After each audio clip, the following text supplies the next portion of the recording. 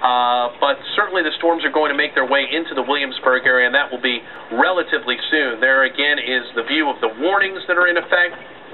We've been talking about this one tornado warning.